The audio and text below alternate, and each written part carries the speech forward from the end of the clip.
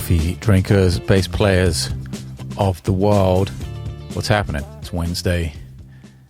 It's the 16th of March, 2022. Okay, pre-sale for the new album has been in full effect. This is a big thank you, not so much of an ad, but a big thank you because it's been in full effect for 4 days and you guys have been absolutely crushing it. I can't thank you enough for that. That really, it puts a whole new perspective and that kind of light at the end of the tunnel thing in terms of hope and sustainability and questioning whether I'm doing the right thing or not. That light gets a little bigger at the end of the tunnel when I see a response like this. So that's just way above and beyond any small expectations I might have had. So that's huge. It's still going strong.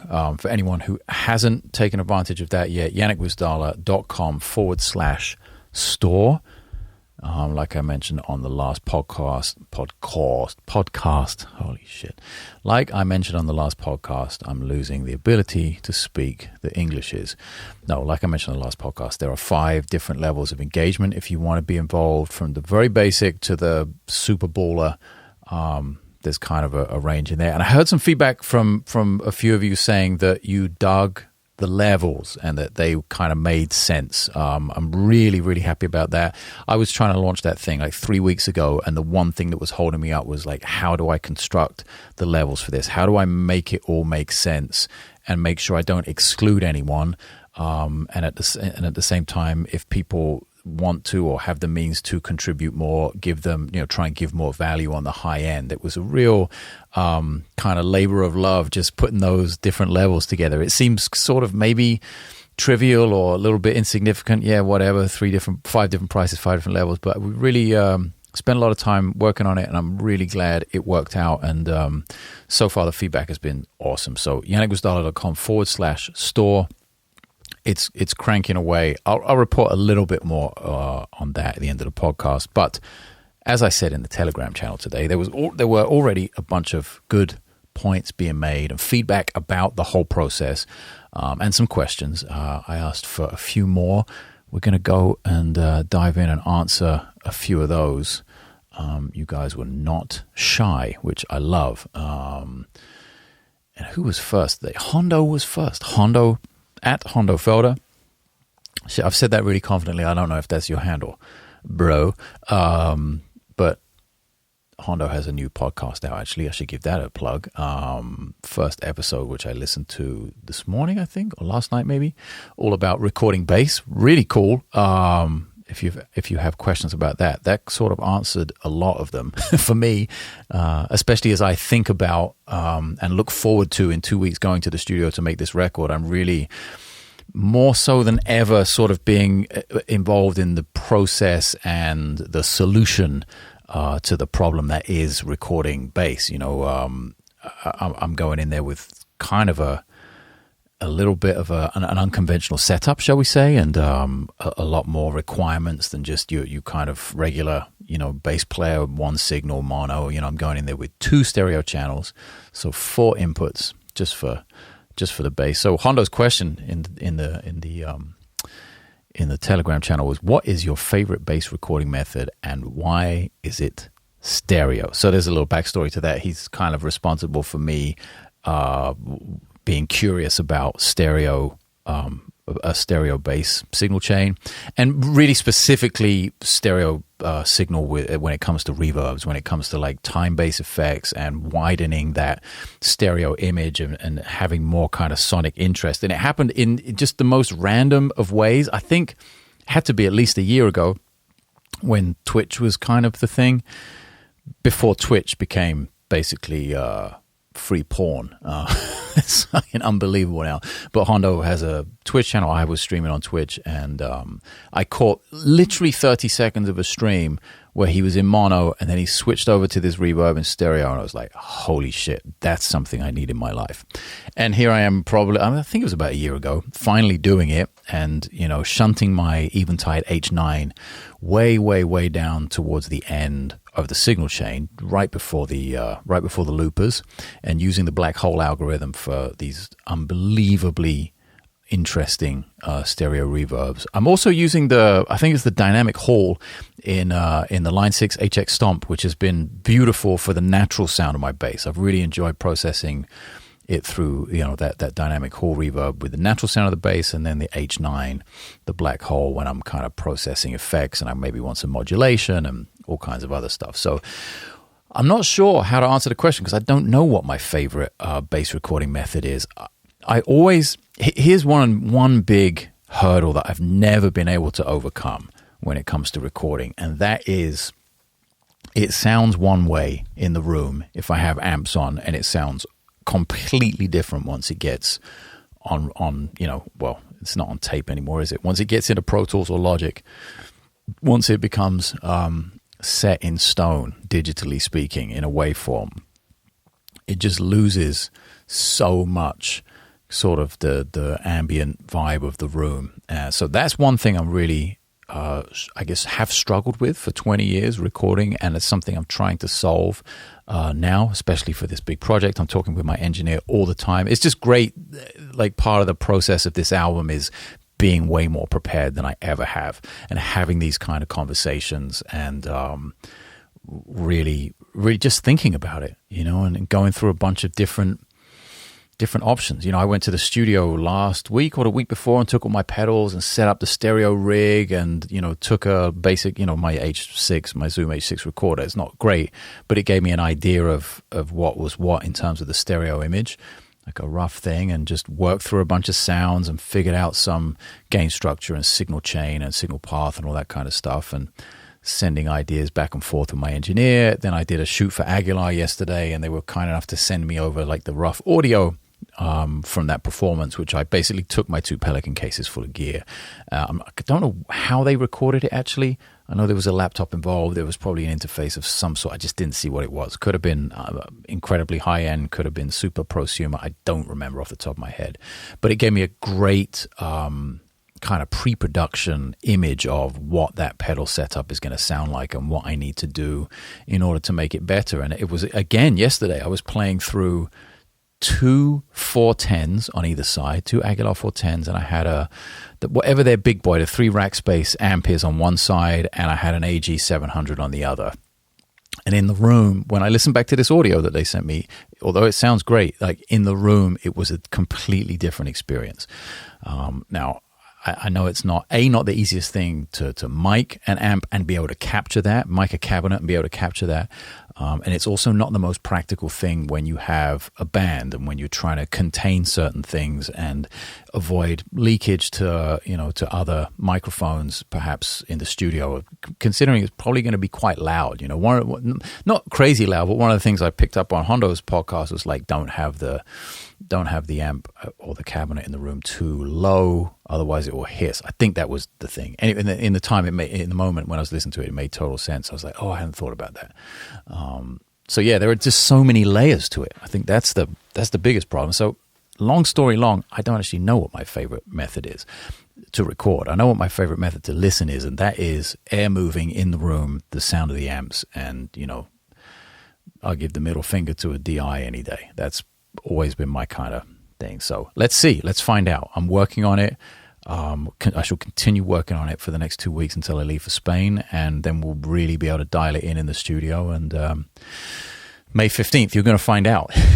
That's when the album's coming out. So all eyes on May 15th. And plus the documentary movie is going to help with that as well. That's really going to show the process, exactly what we did. There's going to be a camera rolling on every single dumb thing we do in the studio to find the solution to the problem that is recording bass. Let's see. Next up, Steve Yates. What's up, Steve? Just finished listening to the last podcast. The question of overload. Oh, that's right. I.e., would I attend a masterclass, a movie, then a gig?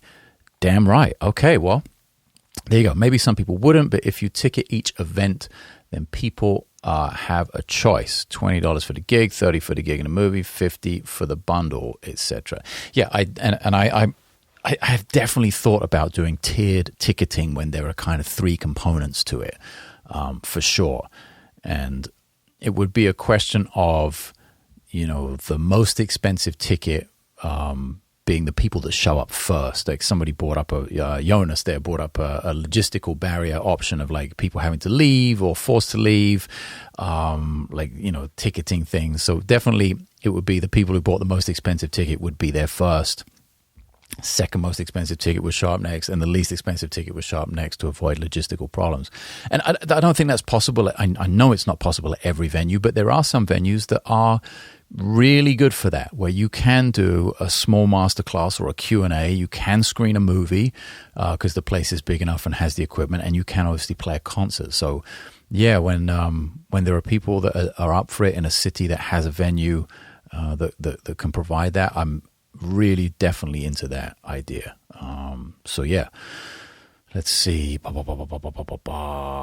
More questions.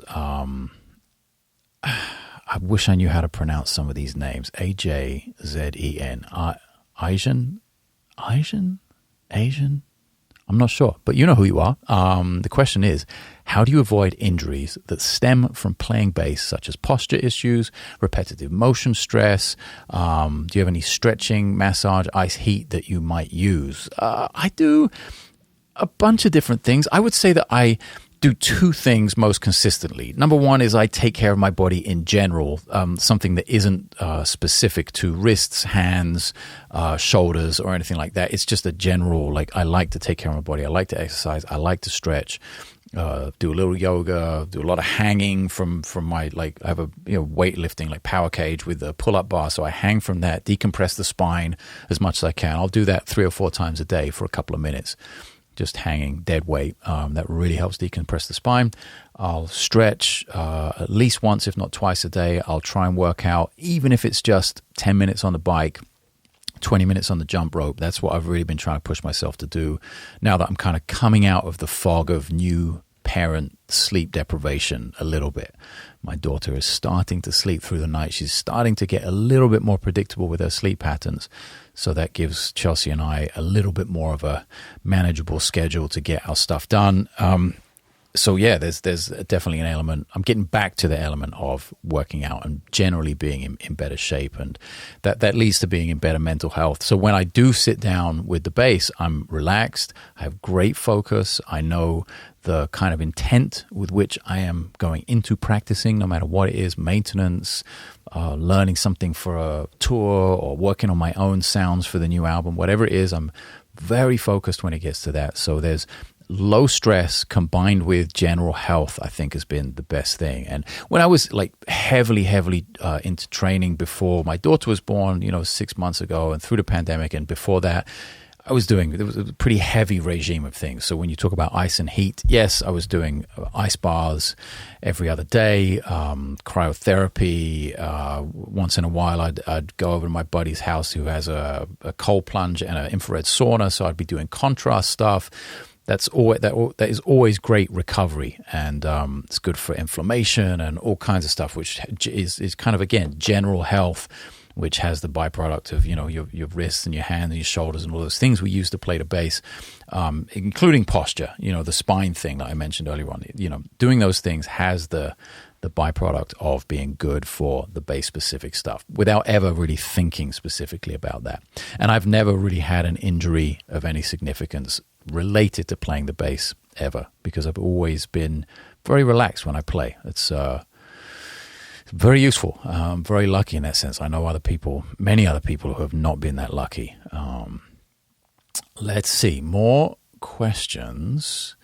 I got to find the right, where it starts in the right place here. Okay, so another name I wish I knew how to pronounce. VIBHAS. Vibas. I don't know. But again, you know who you are. Bit of a long one here, but let's go. This is a very personal question. I'd like to acknowledge that I'm aware of the fact you may not want to answer what I'm asking. If not, I totally understand. Curious. I was very passionate about music, but one of the best things I realized right at the start of my musical journey was that the likelihood of me achieving anything in the music industry or music business was very low. Hence, I did the usual thing, went to college, got a job, and truth be told, I'm quite happy right now. Well, that's awesome. I remember John Mayer saying that the record executives at Columbia absolutely slammed Continuum when they first heard it, and Maya at that point legit considered quitting music and studying design. Well, who knows?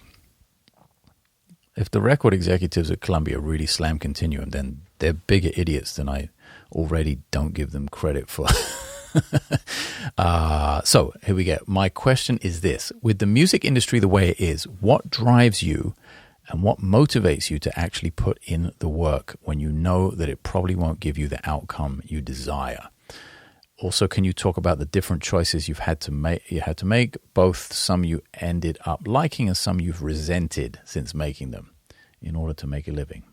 The reason I'm asking such a question is that I've seen you do a wide variety of things, and it's been interesting to see your journey for the past 13 years. First came across you back in 2009 and been a fan since then. Well, amazing. Really appreciate that. 13 years, that's a real coffee drinker before coffee drinking was a thing. Wow, big question. I think probably the first part of your actual question I would have to address is the part where you kind of allude to me putting in the work but potentially not getting the outcome that I desire. So I'm not sure what you see as the outcome I desire, because I often get the outcome I desire. And I think that's largely due to the fact that, like I've said about, I said before the pre-sale started, for instance, if I got one sale or 1,000 sales, if I made $35 or $35,000, it wouldn't matter because I'd still go to Spain and make the record.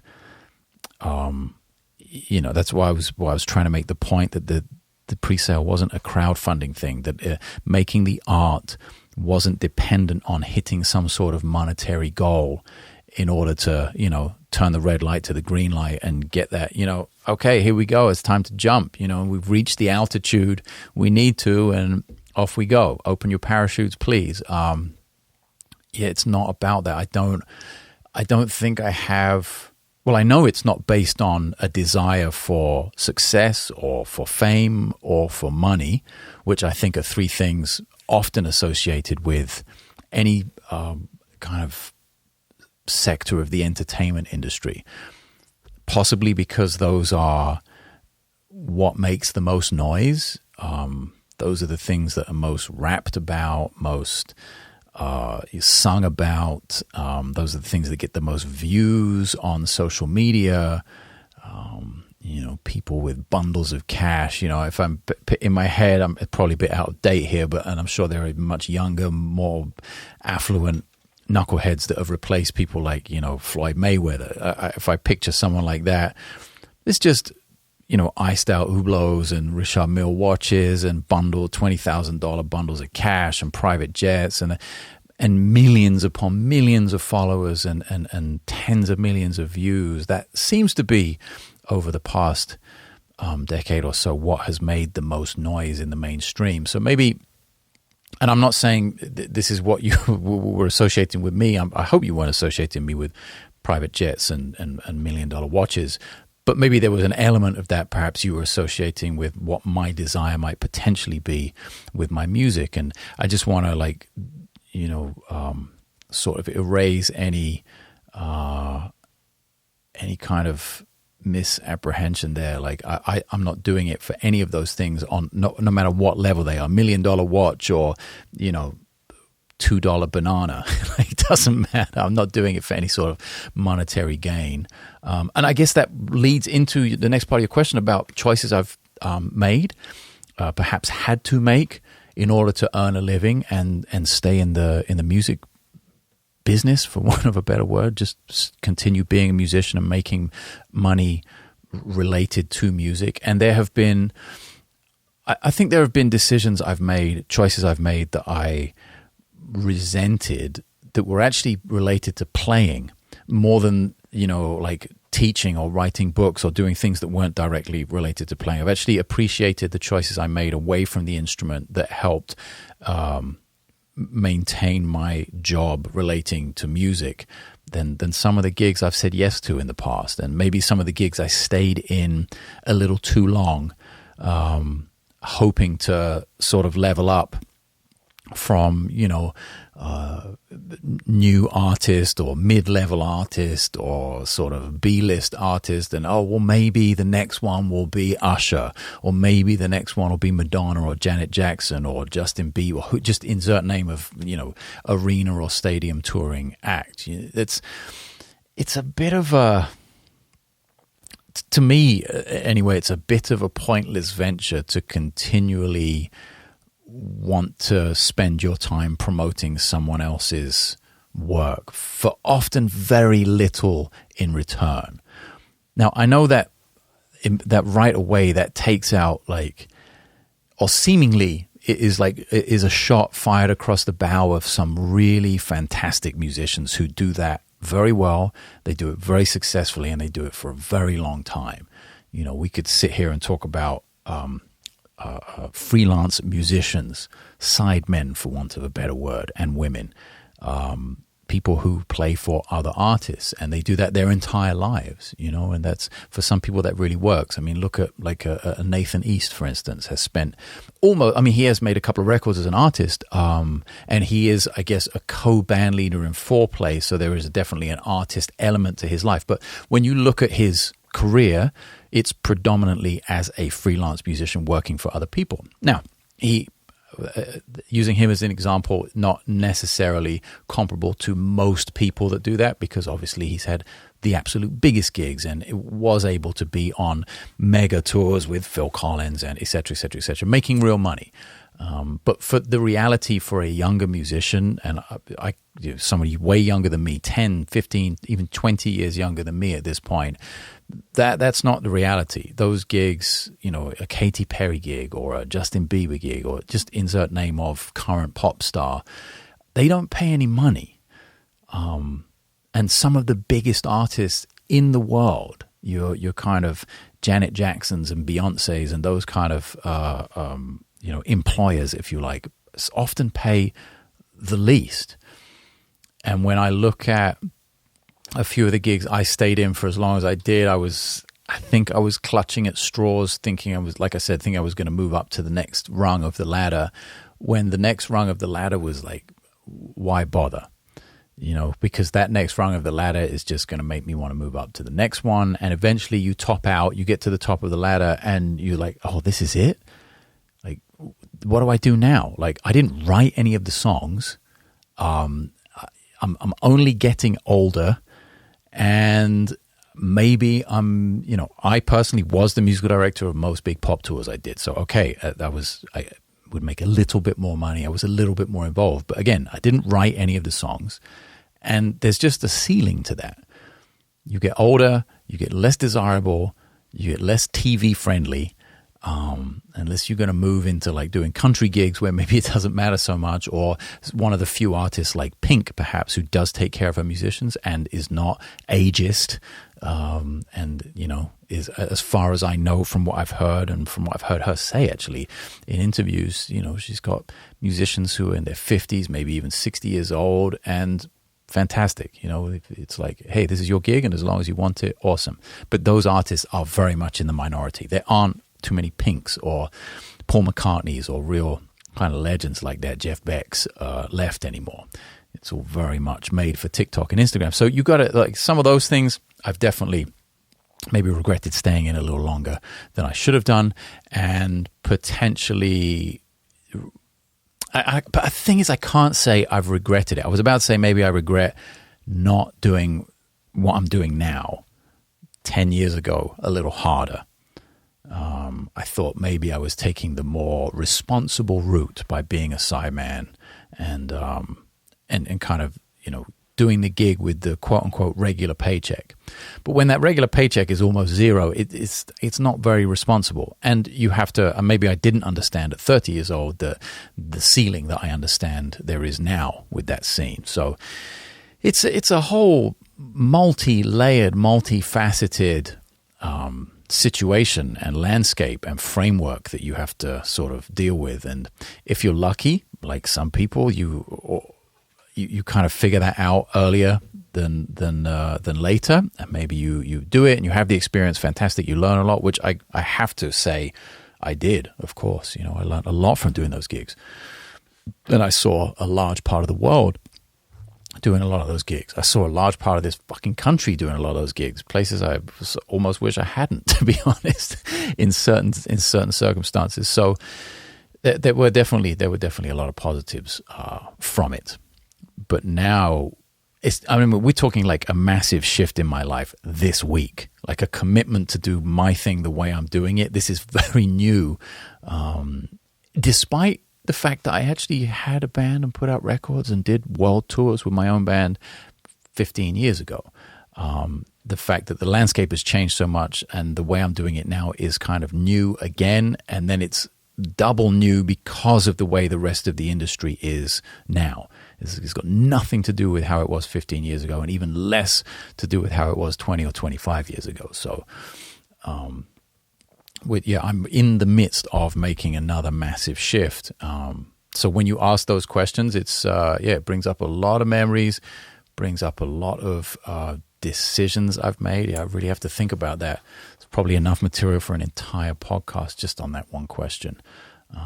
But yeah, so far this week I'm really happy that I made this decision, and it feels like one of those ones. The way the audience has responded just in the last 4 days, it feels like one of those ones that has legs. Like I can actually build upon it. I can create sustainability as an artist. I can definitely make more money than being a sideman with like Katy Perry or something, doing like a pop gig and just sitting there waiting around on someone else's schedule. Not only could I make more money, but I could be a happier person. And by make more money, I don't mean like get rich and buy a Ferrari, or it's not a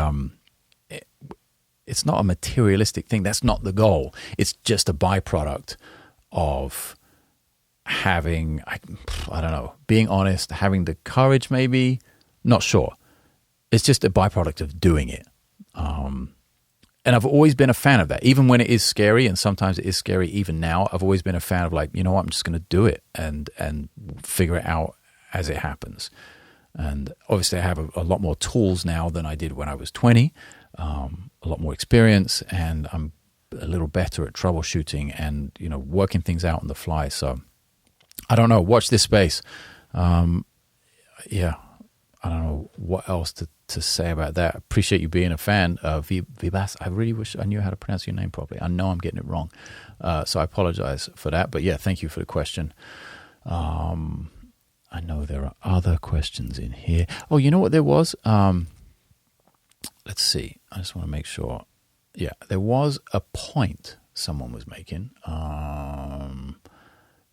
When I talked about in a podcast last week about kind of leaving Spotify behind and how it's diluting the value, like really vastly diluting the value of art. There were a bunch of great comments after that post. There was one guy in the chat by the name of Todd Murphy, whose post was, I'll read it quickly. This is good, but don't give up on Spotify. Your 1,000 true fans will voraciously consume everything you make, but you always need more fans, and Spotify is a tool, just like Instagram and all the others, to reach new fans. As you already know, indie artists aren't making money directly on the songs. View it as a small but important thing of your overall strategy. It's today's business card. If people can't find you there, you're dead. I believe the same person also, I can't find it right now, but I believe the same person also wrote that Bandcamp was a good idea 10 years ago, but it is now dead. I couldn't disagree more. I'm not trying to be like, hey, fuck you, or like, I'm not trying to be a dick about it. I just saw that and I was like, I strongly disagree, and I would very much like to clarify why. When I saw that comment, I was like, perhaps I wasn't clear enough about my intentions and about my motivations. So that made me want to go back to that comment and talk on it for a second. I don't think Spotify is a way to reach tons more fans. I think that if you play the game and work on the Spotify algorithm and get on playlists, then it can be potentially, absolutely, if you're being shoveled out there to a ton more people. But I've been following my stats on Spotify. This is one of the reasons I'm ditching it, for new releases as well. I'll get to that in a second. My stats were almost all unique to my page. Like any plays and streams didn't come from being added to playlists. So there was no kind of like organic growth through the system with Spotify for me. I know that's a thing for some people, but it wasn't for me. So I want to make it very clear that this is quite specific to me, even though I think it's very applicable to a lot of people. I can't speak for a lot of people. I can just speak for myself. So in that sense, I highly disagree with that sentiment as it pertains to me. I think it's a really bad strategy to make something that I consider to be so valuable. I think it's worth people paying for. I think it was a very bad strategy to immediately give that away for free. There is a certain amount of truth in the quote unquote give your best stuff away for free in order to attract people in, because you want people to see the best of you when you're promoting what it is you do. You don't want to give them like a shitty little B-side as promo. And I agree with that. But at the same time, I'm not going to give all of it away. I'm going to make some beautiful promo movies that will end up on YouTube and Instagram and Facebook, I'm sure. But I'm not giving away any complete songs. And I do think that it's worth paying for. And the fact that people have shown up the way they have this week in just 4 days on this pre-sale to buy the music ahead of time. The thing isn't even out yet. It's not even recorded, and people have shown up to buy it. Proves me right, at least in my little world, and with my fans, with the coffee drinkers, with you guys. So yeah, I wanted to be super clear on that. And yeah, I don't think that if people can't find you on Spotify, you're dead. I strongly disagree with that, because I'm not making something for the masses. I'm not making something that's average. I'm making something that I consider to be special. And it's special for me. And then if people find it special as well, then that's the bonus, And the 1,000 true fans, like, I got to say, a couple of hundred of you have already shown up in 4 days. So I can't imagine, with the right amount of promotion in the next 2 months, literally, are we the 15th today? No, 16th. So in just under 2 months when the album comes out, if a couple of hundred of you manage to show up in 4 days, then I don't doubt that we could get to maybe 1,000 pre-sales before the album comes out, and I see my fans as people who believe in it. Like, people have proven that by their response to it and by their comments to me and, messages that I've received. They're also the kind of fans that when they believe in something, they'll share it. So I don't actually see a problem with getting to 1,000 fans for this music without Spotify. Before the album even comes out. That's the other, like, completely reaffirming element of this. Like, you're saying that I'm dead if the music doesn't end up on Spotify, but before it's even out anywhere, I'm already so far ahead of anywhere I've been in the past 18 years of releasing albums. That just completely confirms to me that it was the right move to make. And it gives me, like, you have no idea how much hope it gave me in terms of live shows. Like, it's just unbelievable that I feel like now, I haven't, a bunch of people showed up, but I'm nowhere near like actually breaking even for the recording yet. Also, again, doesn't matter. I just want to be very transparent about where the process is at. Even though I'm not even close to breaking even on the recording, the amount of hope that the initial wave of support this week has given me just like propels me to do 10 times more than I felt like doing this time last week. Like, so financial win or not, that's an emotional win more valuable to me than all the money in the world. And that like pushes me forward to, going back to my buddy Hondo saying like, hey, you should do something in the Bay Area, the film screening thing, like screen the documentary would be awesome. And I'm like, you know what? Yeah. And that made me think, I got to be 100% honest here in that my band is in Europe, that Tom is in London and Nico is in Paris. and they're both busy musicians. They are exceptional musicians, and they're both incredibly busy. And I thought, I absolutely had this thought many times that I was like, oh, well, we're going to do this album and it's going to be amazing. And we're going to play some tour dates in Europe, which are going to be like probably the most fun I'll have had making music in my whole life. And then when it comes to play some gigs in the States, I'm going to have to call some cats over here, because it's far for those guys to I was like, what? As soon as this week happened, I was like, that's it. This is the band. That's all I care about. Like, this is the band. Like, if we do West Coast, like San Diego to Vancouver, those are the guys I'm calling. I'll fly them out here. I'll make it happen. And that's the kind of hope. That's the kind of mental win, and kind of rebuilding of the motivation that this like last 4 days have given me. So if that's not clear enough, that's like, that. Thank you, first of all. That's huge, and that I hope shows you, if you're a musician, that's even better. Like, if you're thinking about doing anything like this, I can't recommend it highly enough. Hopefully my story and me sharing what is going on in real time with the way this is working will help you come to a decision that makes sense for you.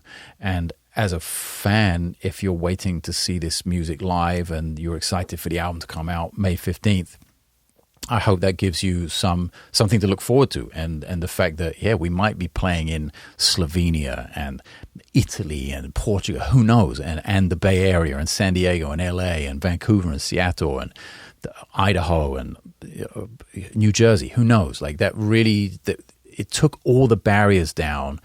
It took all the second guessing away. It was just like, oh, I can do this. It reminded me I had done it on some level before, and it reinforced the feeling that I can do it now, in spite of how shit the music business is. Like, I can actually win here. Again, doesn't have to be financially, but musically I can win. And I have the motivation to work on the music more than I've ever had, ever as an artist. So that's a powerful 4 days, my friends, coffee drinkers. You are hugely responsible for that.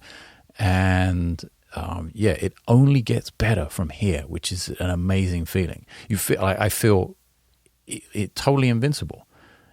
I'm sure there are going to be dips. There's going to be downsides, and there are going to be things that go wrong, and flights that gets missed, and gear that gets lost, and all of those things that go with real life. But the underlying feeling is that there's that light at the end of the tunnel is getting super bright right now, and all of it, everyone wins. Like, if you're a fan of the music, I'm going to be able to bring that music to you. And for me, I love what I do, and I'm going to get to carry on doing that. So this is a huge amount of faith in humanity restored, and a huge amount of gratitude and thanks to everyone who has got in on the pre-order and who has just been supportive and a positive voice in the crowd. You are very much appreciated. And if you haven't got in on the pre-order, if you like the sound of any of this stuff, you can go to yannickwisdala.com/store, and there it is. It's all laid out right there. Here's something. I'm going to close on this because this has been a bit of a long episode.